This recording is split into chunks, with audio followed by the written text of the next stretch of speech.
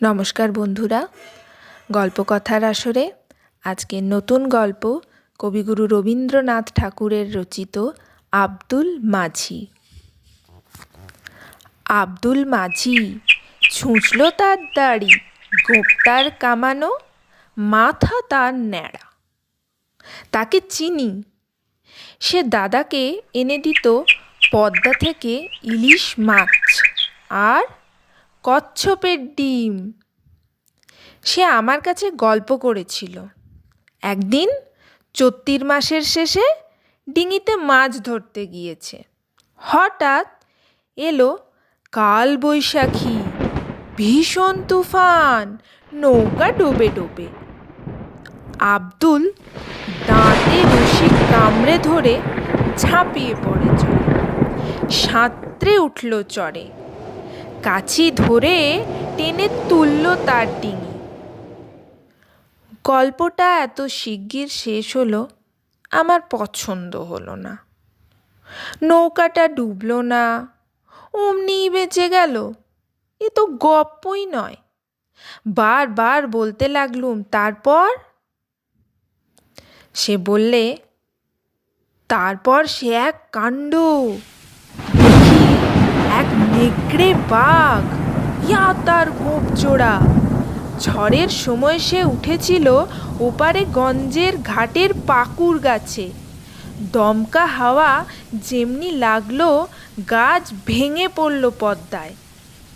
বাঘ ভায়া ভেসে যায় জলের তোড়ে। খাবি খেতে খেতে উঠল এসে চড়ে। তাকে দেখেই আমার রশিতে লাগালুম ফাঁস। জানোয়ারটা এত বড় চোখ পাকিয়ে দাঁড়ালো আমার সামনে। সাঁতার কেটে তার জমে উঠেছে খিদে। আমাকে দেখে তার লাল টকটকে জিভ দিয়ে নাল ঝরতে লাগলো। বাইরে ভেতরে অনেক মানুষের সঙ্গে তার চেনাশোনা হয়ে গেছে, কিন্তু আব্দুলকে সে চেনে না। আমি ডাক দিলুম, আও বাচ্চা। সে সামনের দুপা তুলে উঠতেই দিলুম তার গলায় ফাঁস আটকিয়ে। ছাড়াবার জন্যে যতই ছটফট করে ততই ফাঁস এঁটে গিয়ে তার জিভ বেরিয়ে পড়ে।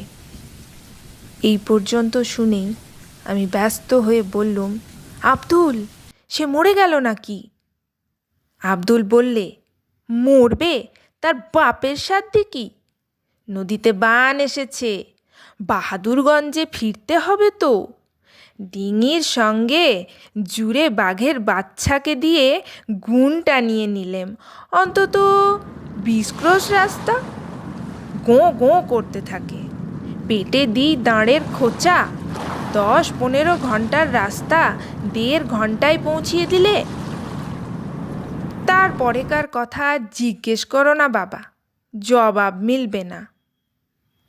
আমি বললুম, আচ্ছা বেশ, বাঘ তো হলো, এবার কুমির?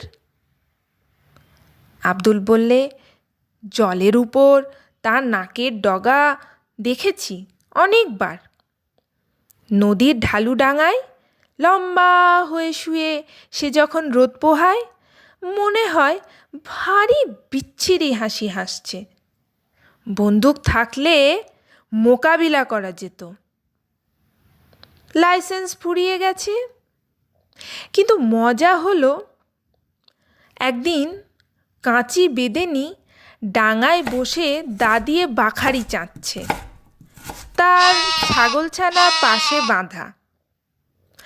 কখন নদীর থেকে কুমিরটা পাঁঠার ঠ্যাং ধরে জলে টেনে নিয়ে চলল।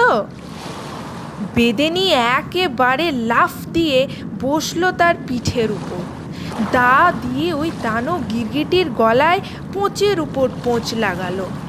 ছাগল ছানা ছেড়ে জন্তুটা ডুবে পড়ল জলে। আমি ব্যস্ত হয়ে বললুম, তারপরে? আব্দুল বললে, তারপরেকার খবর তলিয়ে গেছে জলের তলায়, তুলে আনতে দেরি হবে। আসছেবার যখন দেখা হবে চর পাঠিয়ে খোঁজ নিয়ে আসব। ধন্যবাদ।